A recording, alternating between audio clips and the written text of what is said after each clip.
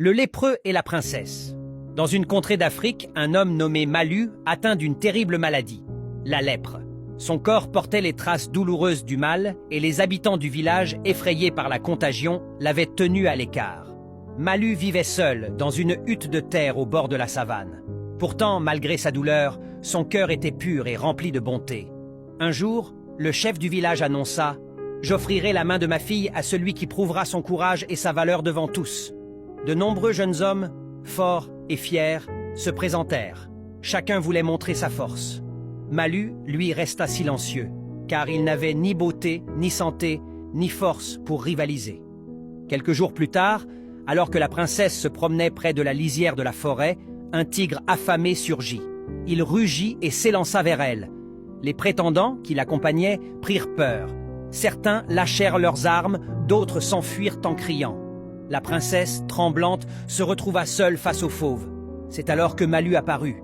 Malgré ses plaies, malgré la douleur de son corps faible, il se plaça entre la jeune fille et le tigre. D'une voix ferme, il cria pour détourner la bête, puis saisit une longue branche de bois. Le combat fut dur. Le tigre bondit sur lui, ses griffes déchirèrent sa tunique, mais Malu tint bon. Avec courage et astuce, il parvint à blesser l'animal et à le faire fuir. Épuisé, couvert de sang, Malu tomba à genoux. La princesse, bouleversée, le releva de ses mains. Ses yeux brillaient de reconnaissance. Le chef du village, témoin de la scène, déclara devant tous « Les beaux discours ne valent rien face à l'épreuve. Les vrais trésors ne sont ni l'or ni la force des bras, mais le courage et l'amour du prochain. C'est Malu, celui que vous appeliez lépreux, qui a prouvé être digne de ma fille. » Beaucoup restèrent stupéfaits. Certains murmurèrent leur désaccord, mais le peuple dans son ensemble acclama le héros. La princesse accepta sans hésiter de devenir l'épouse de Malu, car elle voyait en lui la lumière d'un cœur juste.